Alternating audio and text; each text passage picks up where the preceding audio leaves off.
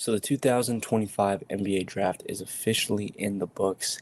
And when I mentioned that there were going to be some big time surprises, I didn't think that there was going to be this many surprises. It was a very, very fun, entertaining, and just very unpredictable night. Um, we felt going into this draft that the top five picks were pretty much set in stone. Maybe it could go in a little bit of a different order, but really the top five players were really set. But after that, you kind of just were going pick by pick, wondering, how much more could this really surprise us? How much more could this really change? And there were so many changes within this that I had from my original mock draft. There were so many players that ended up falling a lot later than I thought that they were going to, like guys like Danny Wolf, Liam McNeely, you had Nick Clifford, and then there were guys that, of course, also surprised me with how high they actually went. Guys like Igor Demin, guys like Cedric Coward, right? Guys like Yang Hassan and Joanne Behringer at 16 and 17, respectively. But, you know, before we get into all that, we're going to go by these one by one by one. But first of all, I want to thank you guys so much for all the support that you guys had on the live stream. We went 4+ hours on the stream. It was a ton of fun. And I just want to thank you guys for your continued support on the channel. And like always, please feel free to go down below. Make sure to subscribe, leave a like, comment, and share with your friends, as well as follow us on all social medias where you'll get to see all of the content that is coming out, all of my reactions to breaking news within the NBA and the NFL. And of course, you will never miss for when the podcast uploads. So I encourage you guys to go down below. And without further ado, guys, let's not waste any more time with this. Let's just hop in. So I'm not going to go really too much in depth into the top two picks because Cooper Flag and Dylan Harper, we knew those for sure for months and months. There was, 1%, if not 0.1% of people that thought maybe San Antonio could throw you a curveball and Ace Bailey could go number two just because of the fit. But ultimately, the Spurs ended up going with the clear cut number two in Dylan Harper. And then obviously the Mavs, they go for their bridge prospect, Cooper Flag, a guy that's going to be able to perform at the highest level for them right now in the present. And then when they end up trading away or getting rid of a lot of the guys that they have, like Kyrie Irving and Anthony Davis, who are a lot older, Flag can kind of introduce that new generation of Dallas basketball and lead them into that next generation. But then we got to number three, and this is where things could, kind of shift around a little bit. 76ers, there was talks about, they could go in all different types of directions. They could go for a two guard like VJ Edgecombe or Trey Johnson, right? They could go for small forward like an Ace Bailey. They could go for likely the best plug-in player right now in Con Canopal, outside of maybe like a VJ Edgecombe, the best player that could go in and start right now for them. But they end up going out and getting VJ Edgecombe at number three. It was the pick that I had for them. I really do like this pick. Edgecombe reminds me a lot of a Victor Oladipo type prospect. Just crazy athleticism. 3-and-D, can play both sides. Has a lot more shooting ability than Victor Oladipo did coming out of Indiana, but is an attack dog. Can attack the rim in a multitude of different ways. Has a bunch of different finishes, but both on both sides of the basket with both of his hands. Really, really solid defensively at about 6'4" with some solid length. He'll be able to plug in perfectly in between both Tyrese Maxey and Paul George. He'll serve as a little bit of insurance in case of injury, but it also kind of allows them to play Jared McCain in a role that I think is going to be more suited for him, which is coming off the bench and being one of the best six men in the league, scoring 12, 15, 18 points on any given night. But ultimately, this just gives Philly the best starting five across the board and gets them a guy who is going to be their franchise shooting guard going forward. Then you had Concanopal going number four to the Charlotte Hornets. I also had this. Just felt like if they weren't going to get VJ, it was the best plug-in guy that could get them the certain amount of defense that they really wanted out of this pick. And I truly believe that at the two guard, Charlotte really wanted somebody that could serve as a crutch, right? A rock next to LaMelo that could play some really great defense next to him because obviously he's had those issues. And not only that, but Knoble, he can handle the ball a little bit. He has some good shot creation. He's able to, drive to the basket himself. And LaMelo Ball, with how versatile he is, can also play off the ball. So you could play Knoble running your offense and have LaMelo off the ball shooting threes. You have Brandon Miller into that situation, who now slides into his natural small forward situation. So overall, once again, the fit defensively was just best suited for Charlotte. fills in their biggest need at that shooting guard role. And then we also know that a little bit later they ended up trading away Mark Williams once again. But we'll get to that a little bit later within this episode. Then you get to Ace Bailey at number 5. I really did feel like this was the latest that he was going to go. There was talks about Washington. There was talks about, potentially Brooklyn, him falling as late as 8. But I really felt that 5 was his value, that Utah, despite them having, Lauri Markkanen and Cody Williams and whatnot, that they could not pass up a talented wing, a talented shot maker like him. And now set across the board for them, you have Keontae George, you have Colin Sexton at that shooting guard position, Ace Bailey, you can slide Lauri Markkanen into that 4, and Walker Kessler to the 5.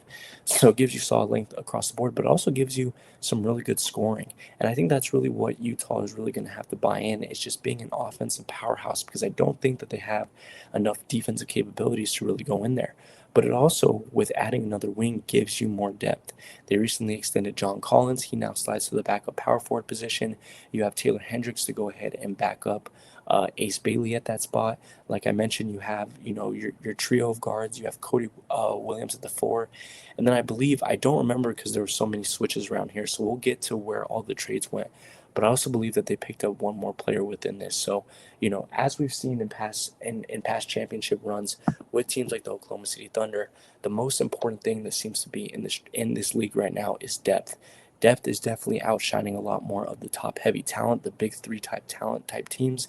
And so now, Utah, sure, they still need time to develop, but they now have, a 7, 8, 9-man potentially rotation young core that could plug in immediately. And especially with, rim protector and Walker Kessler down low, with the length that Lauri Markkanen has, they could plug in and help Ace Bailey with his weaknesses. And you're hoping that he shores those up quick, because if he does, he's going to be one special player. And number 5 is going to be a steal for them. Then, just as soon as I thought everything was on track, everything kind of went off the rails. I went 5 for 5 with my first pick, as I said, but then the next 5 I went 0 for 5. I went completely off the rails, 0 for 5, but I really just wasn't in the same headspace as a lot of these teams were thinking.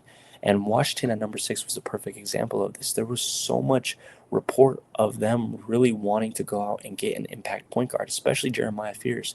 There was report of them really, really liking Fears from Oklahoma. But I think that all of that changed when they traded Jordan Poole 2 days ago. When they traded Poole, they had a humongous hole at that shooting guard position.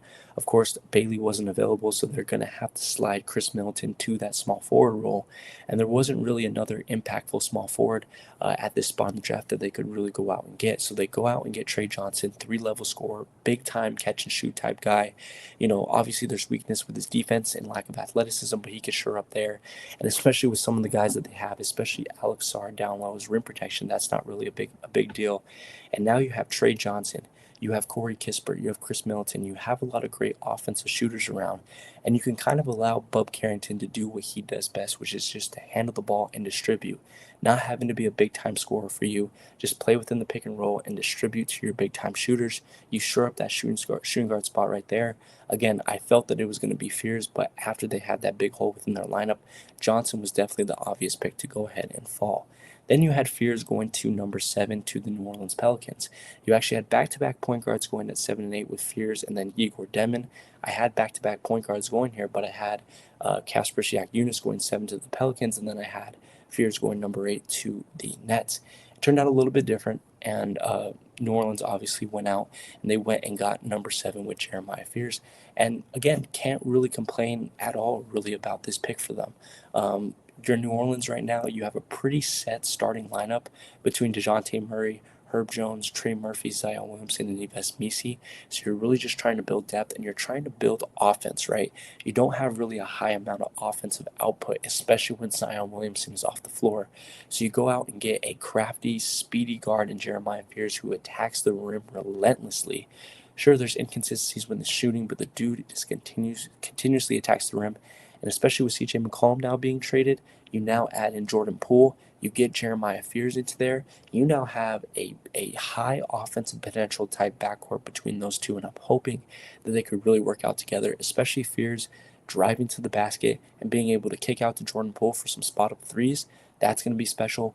throwing lobs up to Messi and Zion Williamson in the pick and roll, that's going to be great. And he's going to be able to get there with his level of ball handling and high level of basketball IQ. He's an animal. He's a war dog. He's a dog. He's able to get to his spots at will underneath the basket. He reminds me a lot of TJ McConnell, honestly, with his north to south type of attacking to the basket. Solid pick for them there. It doesn't allow them to be as versatile as I would like them to be, just because he doesn't have that shooting that Jack Jonas has. But still, you get a talented a guy right at number 7. Really felt like this was his value. Then you have number 8, Igor Demin. Again, this was Brooklyn's first pick of 5 first-round picks for them. So I was really interested to see what type of tactic that they went. And they went in a completely different direction than I originally thought.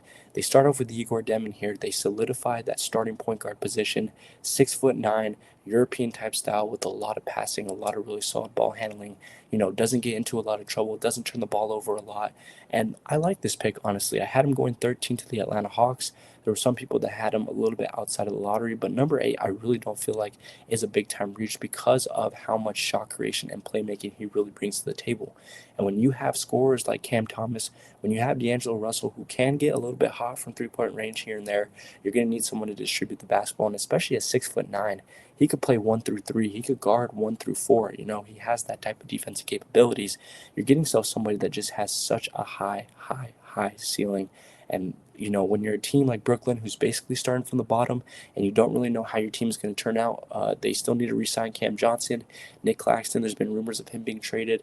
Cam Thomas, they need to re-sign to an extension as well. You get your lead point guard, the man that's going to run your offense. That's a pretty good start for you early on in the draft. Now, this is where things really started to go off the rails, because I felt that at this point, like, okay, 1 through 8, I got the last 3 wrong, 6, 7, and 8, but I felt that relatively they were around the same ballpark and I had the right idea. But then you get to number 9 with the Toronto Raptors, and they go CMB, Colin Murray Boyles at number 9. And this is where my head just began to hurt, because I just did not understand where they were really going with this in Toronto. There was a clear-cut need for a rim protection defensive anchor center. They got Kaman Malawak to fall right into their laps, and they don't take them. And not only do they not take them, but they take a 6'7" power forward and Colin Murray Boyles. No disrespect to him, he's a tremendous player, and he does have a lot of rim protection abilities himself. Solid athlete, is able to work well on the block offensively as a box power forward, but doesn't have really great shooting. And I don't know how you're going to orient this starting lineup. You have Emmanuel Quickley, RJ Barrett, Brandon Ingram, and Scotty Barnes. Are you going to play CMB at the center position? Are you going to play Scotty Barnes at the center position and potentially play like a Mike D'Antoni Rockets type of vision, where you're going to have, high offensive output and a lot of pace? Because they do have the players to do that. They have Quickley, they have Barrett, and they have Ingram. So they do have potentially the personnel, but I'm not sure if that's really going to work. Are you going to have CMB, who you drafted within the top 10, come off the bench? With the lack of depth that they have, I don't really see that as possible. So I just don't really see how he fits in immediately, unless they're really going to a different style of basketball than we've seen in the last couple of years.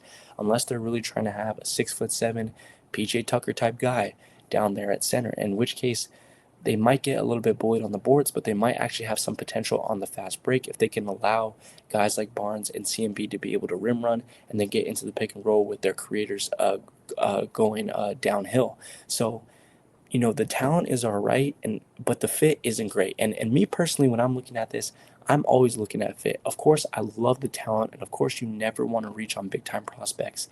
But I've never thought that it worked out well when you draft talent over fit.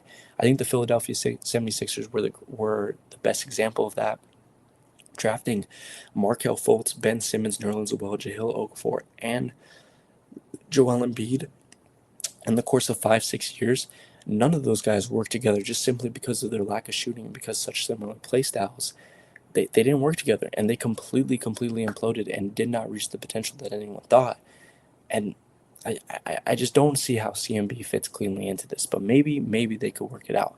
Then you have number 10 with the Phoenix Suns.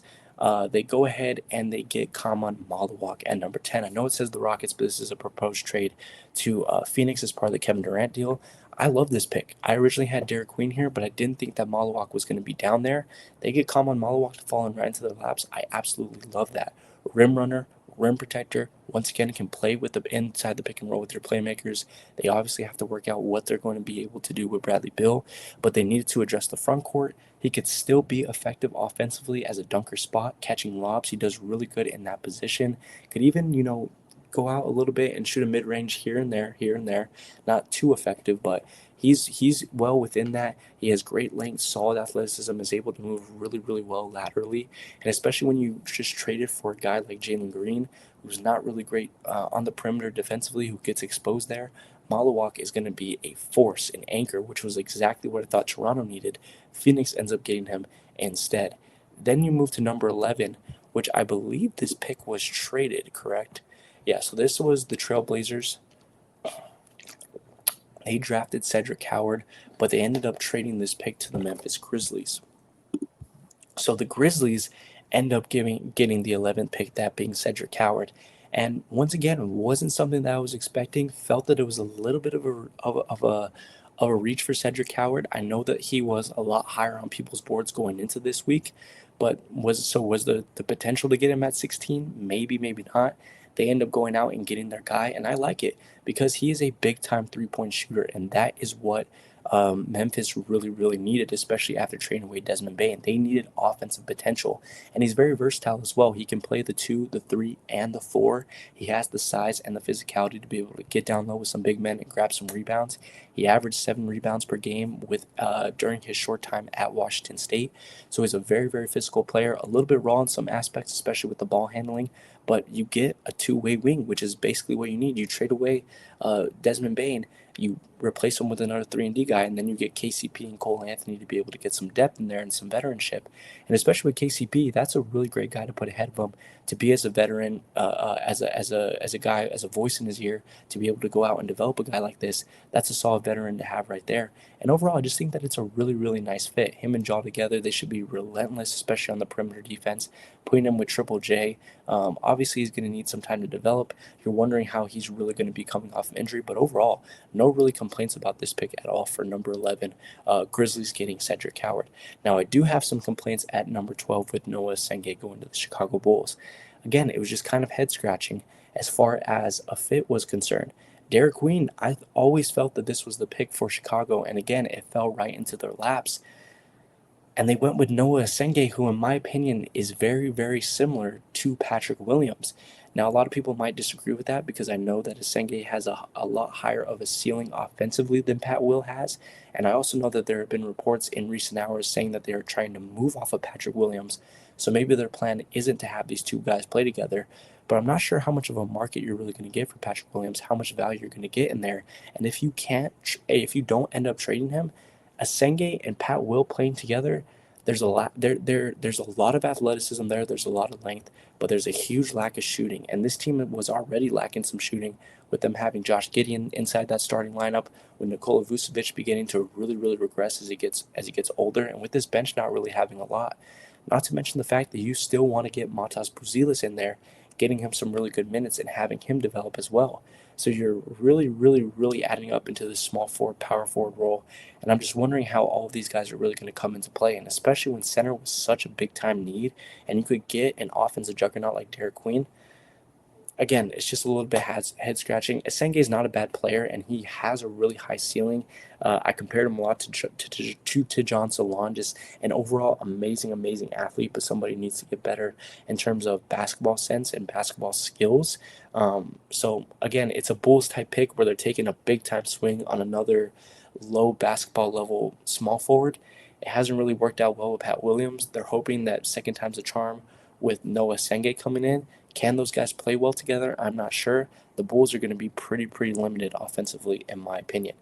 Derek Queen didn't have to wait too much longer. He ends up falling to number 13, but he ends up getting traded to the Pelicans, who originally had the 23rd pick. But Queen ends up going in the lottery. He's going to New Orleans, who pairs him with Jeremiah Fears. And once again, I like it. I also like it because he is the exact opposite of everything that Yves Missi is. Missi is definitely a lot more defensive oriented. He's definitely more of a rim protector. Queen gives you that ability of the ball handling on the perimeter, being able to attack going downhill and making counter moves off of it and getting to the rim. Definitely like that. would pair really, really well inside of a pick and roll with Jeremiah Fears. Both of these monsters going downhill. DeJounte Murray can play with that as well. You have Jordan Poole with that creation. So it's clear for me that New Orleans really wanted to tap into their offensive potential, and I think that they did really well with that with Queen and with Fears. You get Jordan Poole as well. They obviously didn't feel like they were scoring well enough. You get three guys in the matter of days that can really give you some offense. I know that there are some concerns with Queen, the lack of athleticism, right? The lack of defensive capabilities, but you're going to have guys around him in Trey Murphy, Herb Jones, and Yves Missi who can all cover that up, and hopefully you're hoping that he can develop that, and if he can develop a jumper, it's going to be really, really difficult to stop him offensively. Then the Spurs go to number 14. I don't believe that this pick was traded. No, it was not. They get a pick that I actually really liked, and that was Carter Bryant going out of Arizona. There was also talks with him potentially going within the top 10. There were a lot of people that liked him going number 9 to the Toronto Raptors. He ends up going 14, which I honestly feel like is better for his value. I had him around that 14 to 20 range, going anywhere from Oklahoma City to the Miami Heat. I had him ending up in Miami. But again, the Spurs, they're just adding depth. They're adding three-point shooting. They're adding insurance. And again, you see a team like Oklahoma City who won with a 9, 10, 11-man roster. You now have De'Aaron Fox, Stephon Castle, Dylan Harper. You have Devin Vassell, Harrison Barnes, Keldon Johnson, Carter Bryant. You have Jeremy Shohan, and Victor Wembanyama. That's 9 guys right there already. Not even counting free agency that's coming up, and they're going to be able to be active in free agency because they don't have a lot of big-time loaded contracts on them because they're so young. So 9-guy rotation, potentially 10 or 11 when free agents are brought in. That's the type of style that Oklahoma City is running, being able to outrun guys and just be more fresh all throughout the season. Playing really well into there. Bryant, again, another high ceiling guy, didn't show a lot in college because he didn't have a big time role. But I like that because I don't think that he's going to have a really big time role in San Antonio. You know, he's just going to be asked to play defense, grab rebounds, and shoot the threes that he has. And he's going to play perfectly into that role, especially with how much distribution you have at that point guard position. The Oklahoma City Thunder at number 15. I don't think that this pick was traded as well. I'm just going to check back and forth just so I'm not wrong. They picked Thomas Schwarber out of Georgetown, just outside of where I had him. I had him number 14 going to San Antonio. Really like this pick for Oklahoma City. But I'm still wondering if he's going to play. That was the question here for Oklahoma City with their 2 first-round draft picks is, can they get people who are going to be able to play right away? And they now have Chet Holmgren, Isaiah Hartenstein, Jalen Williams, and Thomas Schwarber at that center position. They have 4 starting caliber type centers. They're going to have to get rid of someone. And even if they do, are they going to be able to get a player for them that's going to play there? Or are they going to get a draft pick down the line that, are you going to have room for that draft pick? So, they have a lot of talent and they have a lot of assets, which is definitely never a bad thing. But at some certain point, you have to wonder if that player is going to be able to make the roster, if a trade asset is going to be able to make the roster. And that's the question that you're really going through. Here with Schwarber at 15, I mean, he's another defensive anchor, really, really good hustler, a lot taller, a little bit less athletic than guys like Holmgren and Isaiah Hartenstein, but is going to be kind of just your defensive anchor coming in, insurance in case of injury, which is always a concern. Maybe they could play those 2 guys next to each other. They were able to play Holmgren and Hartenstein at times next to each other, so maybe playing in Schwarber into there. But he's also coming off of injury. He's a little bit raw offensively, so he is going to need years to be able to develop. So this is a guy to pick when you have a need, but you have that need 3-4 years down the line, and you have players to fulfill that right now. This is the type of guy that you get, so they did really, really well there. I'm just wondering how much of a role he's really going to have going forward, especially when you also have Nikola Topic from last year, who did not even play a single game for them this year. But you want to talk about guys who will be impactful 3 or 4 years down the line. That was number 16 with the Portland Trailblazers. Remember, they have this pick. They traded with the Grizzlies. The Portland Trailblazers going for Yang Hansen from China. I mean, nobody expecting this pick whatsoever. A guy that many people had as a mid to late second rounder goes top 16 within the lottery. What? And the even crazier thing is Portland's perfectly okay at the center position. I mean, I was talking about them plugging in and getting a power forward. They have Donovan Clingan, they have DeAndre Ayton, they have Robert Williams. Now, of course, Robert Williams has dealt with injury. Both Williams and DeAndre Ayton might not be the answer 2, 3 years down the line for them, but you have centers and you have a young center at home in Donovan Clingan. How is Hansen going to play? Now, he is a developmental project and he's going to take time. He has a lot of really great instincts. He has a lot of Nikola Jokic type instincts, I would say, which is he can handle the ball really well. He has a lot of really nice touch around the rim, but I think that he has some stamina issues. He is really young and a little bit raw. And defensively, he gets beat a lot, has some athleticism issues, so he's going to have to work on that. But this is a pretty big time. Sorry, I apologize. A really big time project for Portland to go ahead and develop. And the other problem is they just traded for a 35-year-old Drew Holiday. So the timelines don't match up for me. You get a 35-year-old Drew Holiday for trading Anthony Simons, your top young offensive guard. So you're thinking that maybe they're going to contend, but then you go out and you get one of the biggest center projects that we've seen in like the last decade, with the 16th overall pick when you could have gotten him at like 50. And I don't get it. It's the biggest question mark for me in this entire draft, wondering how he's going to work it. Now, don't get me wrong, I'm very excited to see him play. I really want to see what he can do at this level. I'm going to be watching every Memphis Grizzlies summer league game to see what this guy can do, even against low level talent. But I mean, even 5 years down the line, if Donovan Clingan works out, what are you going to do? Just play these guys side by side, have him as a backup? I mean, backup is fine, but if you're hoping that this guy can be as good as his potential is, which is a starting caliber type center, how are you going to work that in? Are you thinking about maybe getting trade value for him down the line? I don't know. It's just such a long shot, especially for 16, especially when they could have traded up into the early second round and gotten him if they were really, really worried. I just don't understand taking him this early. But this is big for Chinese basketball. It's nice to see these international countries really get a play in. We had a player from Israel, Ben Saraf, get picked later on in the first round, which we'll get to. But it's nice to see these international countries be represented. I just don't understand why you had to get him this early. 17 with the Timberwolves. They also go with a international center, which is, I believe his name is Johan Berenger. I could be wrong about that, completely mispronouncing it, and I 1000% apologize. But they get Berenger, another little bit of a reach, another guy that I had going within the mid-second round. Don't know a lot about this guy, but in terms for the Timberwolves, I mean, this is what they do, and this is what they've done for the past couple of years. They've invested highly into their front court. I mean, a year ago, they had Naz Reid, Karl-Anthony Towns, and Rudy Gobert all rotating in. Now they had Randall, Reid, and Towns, and now they're getting a third center on their team. And especially because Naz Reid is not foolproof to stay, he's very expensive to keep around. There's been talks about them getting rid of Rudy Gobert. Randall is a pretty hefty contract, so I think that they're just kind of trying to cover their butt here. Again, I felt that there were other talented centers. I would have definitely gone for Ryan Kalkbrenner if you were looking for a better center at this spot.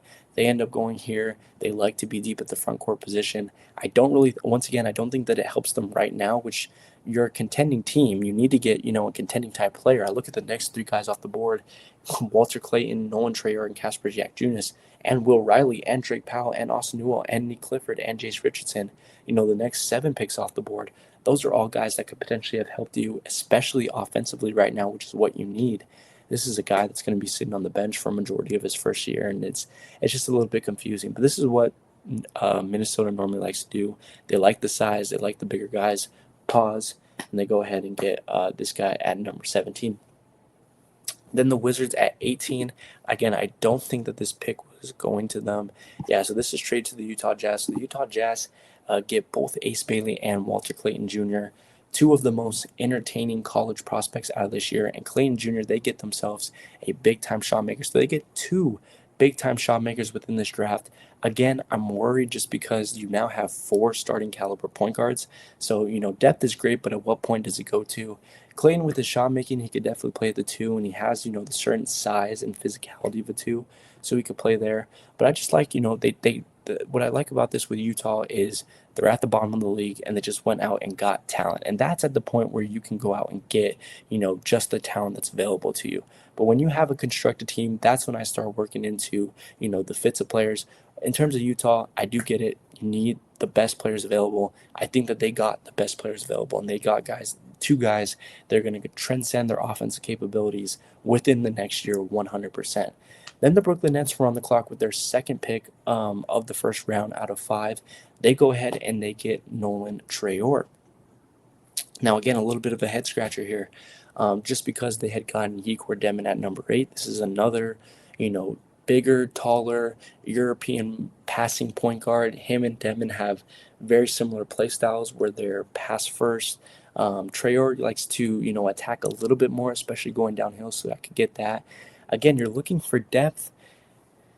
Was it needed? I'm not 100% sure. There is value here. I think that Traore is great at 19. I think that he was like a top 15 prospect, in my opinion, from what you get. But you get two, big-time offensive playmakers, two guys that could, get open shots for their teammates.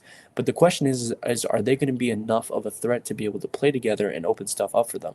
They could be solid passers, but if guys are able to just kind of go one-on-one with them and, not guard them 5 feet from the 3-point line, then you're going to have issues because they need to be able to create something for each other and be some type of a threat. So that's what I'm really wondering here for the Brooklyn Nets. Then you go to one of the biggest fallers of the night, and that was Kasper Jagiellonis. There were a couple of drafts that I had him falling down to number 12 to the Chicago Bulls. Really didn't see him going, outside of the lottery. He ends up going outside of the lottery. Not only that, he's a top 20 pick. He goes at number 20 to the Miami Heat. Like this pick for the Heat. They've done this in recent drafts with guys like Nikola Jovic, just European playmakers that can also shoot the 3 very well. Kasper's definitely adds into that, and they have so much offensive capability with Harrow, with Hawkes, with Jovic, with Davion Mitchell, the pick and roll and the lob game with Bam Adebayo, that they just need themselves a distributor. Jagiellonis definitely offers that. He also offers 3-point shooting with 34% from the 3-point line. Don't hate this pick whatsoever, and it's great value at number 20, 100%. They got themselves a mature and experienced prospect, which is definitely where Miami likes to go to. Jazz at 21, I think that this was traded as well. So this was traded to the Washington Wizards. So the Wizards trying to fill in that 2-guard spot, right, and trying to get somebody behind Trey Johnson and now C.J. McCollum. They get Will Riley, who can also play the small forward position. So the great thing for Washington here is they now have a lot of great shooting. Trey Johnson, C.J. McCollum, they have Will Riley, Chris Middleton, Corey Kispert, all of those questions about their shooting capabilities with guys like, Bilal Coulibaly, Keontae George, and Alex Sarr, all of those frontcourt guys that were worried about not being able to shoot, they now have more than enough shooting within that backcourt to be able to, take care of the entire rest of the roster. And I like Will Riley. He's a nice 3-and-D. He'll be able to play that role well. Just hoping once again that he can get some playing time behind the 2 shooting guards that they already had going into this draft with Trey Johnson and C.J. McCollum. Then the Nets, I know it says the Hawks, but this was the Nets pick at 22 as part of that trade with Kristaps Porzingis, and they finally do a type of pick that I felt like they need to go all along, and that's Drake Powell, small forward out of UNC, just a 3-and-D guy that can shoot the basketball, another offensive playmaker. So this is a guy that when you get these 2 distributors and Demon and Traore that can distribute to a 3-point shooter like this. So I like this pick. If they're able to keep Cam Thomas around, you have some real 3-point shooting capabilities there. Powell can guard, potentially guard the best forward on the opposing roster. He will be a starter, in my opinion, or at least he should. Despite him being picked later, he's more of a early but mature prospect. Like this pick here from Brooklyn. This was probably my second favorite pick out of all the 5, outside of maybe Igor Demon at number 8, and maybe even Danny Wolf at 27, which we'll get to in a second. Then you had Austin Newell at 23. This is going to the Atlanta Hawks, remember?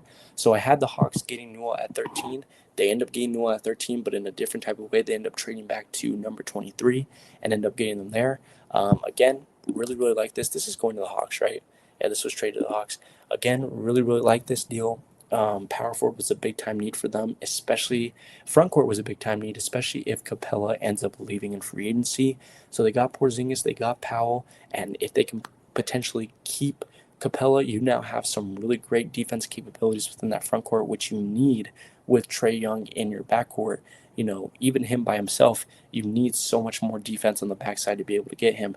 You have good link with Jalen Johnson, and you still have scoring capabilities with Porzingis, Johnson, Reece Shea, Trae Young. Newell can score a little bit. He's a really tremendous rim runner, which is kind of the role that Clint Capella tends to play at times, so that you could work him in with Trae Young. Defense capabilities here, like this pick for Atlanta. Liked it before and ended up getting them at a way, way later pick. Good value. Speaking of good value, the next two picks were really, really surprising. You had Nick Clifford originally going to OKC. This pick was ended up trade to the Sacramento Kings, and then Jace Richardson to the Orlando Magic. Both guys that I did not think were gonna fall back this far. I actually had them going back to back, but I had Richardson going 16 to the Grizzlies, and I had Nick Clifford going 17 to the Timberwolves. Clifford to the Kings. Again, it's just a weird fit because they have so many wings. They have DeRozan and LaVine already there, and he is an established 4-year senior. So he is a veteran guy that is not going to need any time to develop. So you need to get him into the lineup as soon as possible. But he's going to boost them immediately because he can do everything. He's physical. He can rebound. He handles the ball well. He doesn't make a lot of mistakes. He shoots the ball well. He passes well. He can guard, 1 through 5. He just does everything well. There's not anything that he does maybe exceptionally, but he does everything good. And he's experienced and he can plug in right away. And especially for the Kings that are needing a big time boost immediately to push them back into the playoff picture, that's nice for them right there. And then while I don't mind Jace Richardson at 25 to the Orlando Magic, I just didn't really think that it was the direction that they needed to go in terms of a point guard. Again, I still think that they need a number one distributing type point guard like a Igor Demon, like a Nolan Traore, even like a Casper Siakis. And they got a guy in Jace Richardson who is more of an undersized 2 guard because of the way that he's able to shoot the basketball. So he's not going to be a distributor for you. Anthony Black has not proven that he can be in that position yet. Jalen Suggs is much more of a 3-and-D 2 guard as well. So again, they're still lacking the biggest weakness in their team, which is addressing that true point guard position. But I like Richardson. They need to upgrade their shooting. They upgraded their shooting. They got a guy that was a riser inside that Michigan State lineup. He can play defense really well. Again, a little bit undersized, but the dude has a big-time heart. Obviously, son of a big-time NBA player in Jason Richardson. Excited to see what he can do there. Then the Brooklyn Nets go back-to-back with picks, and they pick their third European point guard of the draft in Ben Suraf. And then at number 27, I think that they get an absolute steal with Danny Wolf out of Michigan. I actually had Danny Wolf going to them at 19. They end up getting him at 27. A big time drop for them. Ben Suraf pick kind of, again, it's another head scratcher just because of the fit. You now have 3 European point guards who kind of play the same game, right? Suraf, again, is a little bit more of an attacker than somebody like a Demon, and he has some shooting capabilities. But are you going to be able to work all three of these guys on the floor at once? Are you going to be able to play Demon, Traore, and Seraph? Maybe you can because Demon is at 6'9", Trollen sits at about 6'4", and then Suraf I think is like 6'3", 6'4" as well. So maybe you could have a lineup of Traore, Suraf, and Demon all on the floor. That could potentially work, and then maybe Drake Powell and Danny Wolf. All those 5 could potentially start, and that actually is a pretty solid lineup because you just have so much offensive creation. I think that Seraph brings that as well, just a lot of playmaking. Again, it's just not the direction that I would take it, but I'm not terribly mad at it. I'm just really interested. It's different, and it's going to be a different style of basketball than we've ever seen. I'm just once again interested to see how it looks and how they're really going to play into this because they have, they drafted 4 ball handlers. Danny Wolf can handle the ball as well. He was the lead point guard for a Michigan team with 2 7-footers. He played in the pick and roll with 2 7-footers, so you could put him in the pick and roll with Nicholas Claxton. You could have all these other guys handling the ball within the pick and roll. So you have just so much great ball handling now on the side of Brooklyn that I'm just really interested to see how it works out. And then 28 and 29, I'm just going to go through these picks because I'm going to be honest, I don't know who Yannick Cohen Niederhauser is at number 30. So let me know on that pick. Let me know who he is and what you guys know about him. But Hugo Gonzalez at 28. Boston obviously was kind of knocking everything down. I believe that they kept this pick. Yes, they did. They did keep this pick. And then 29 ended up going to Charlotte. Yeah, to the Charlotte Hornets. But Hugo Gonzalez at 28, solid shooter, 3-and-D type guy, is a little bit raw. He just needs to work on consistency issues and turning the ball over. We'll definitely get that in a matured system. And again, Boston really, really buying into this offensive game. And then Liam McNeely was another big time faller for me. I did not expect this at all. I had him going, I believe, 23 to New Orleans, but I also originally had him going, 14 to the Spurs. I had him going 17 to the Timberwolves, and he ends up falling 29. Again, Phoenix traded this to Charlotte as part of the Mark Williams trade. Which, by the way, solid trade for Phoenix. They wanted to work on the rim protection. They have two big time rim protectors. But as far as McNeely, you now have Concanopoulos and Liam McNeely. So just amazing shooting that LaMelo Ball is going to be able to get out to. LaMelo Ball is going to be able to get out to shooters all day long. McNeely offers some defense for you as well. So just two very similar wings. Canopo is obviously a little bit further along than Liam is, but two solid wings that are going to be able to just do everything. Handle the ball, play defense, score the basketball, shoot the basketball, rebound, and just be all over the place. Liam's going to be a nice addition coming off that bench, kind of play that Dalton Connect type role for the Los Angeles Lakers. And I think that Charlotte, once again, they should be looked at as having one of the better, enticing younger cores within the NBA at this moment. And honestly, guys, I think that is it. That is all 30 picks from this year's draft. It was entertaining. It was fun. It was crazy. And it did not end up how I expected. But, that's the fun of the NBA draft. That is the fun of being an NBA analyst, being able to try and see what these GMs are thinking, and then just getting completely fooled and being reminded that we have no idea what they're thinking. But that was the draft. It was definitely a really, really fun night. I want to thank you guys once again for all of your support on the channel and on the stream that we had.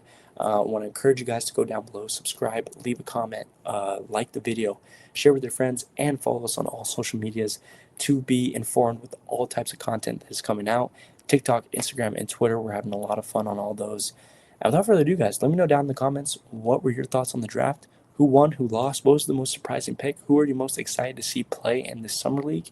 Who are your who do you feel are the best prospects still remaining on the board for the second round? Rasheer Fleming is still available going into the second round. That's insane. I thought that he was going to be a for sure first round pick. I had him going into the lottery in my draft. Clearly, I was pretty wrong, and I was pretty wrong about a lot of this. But I'm going to stop talking. I will see you guys. It's been fun. I will see you guys on the next one. Take it easy, y'all. Peace.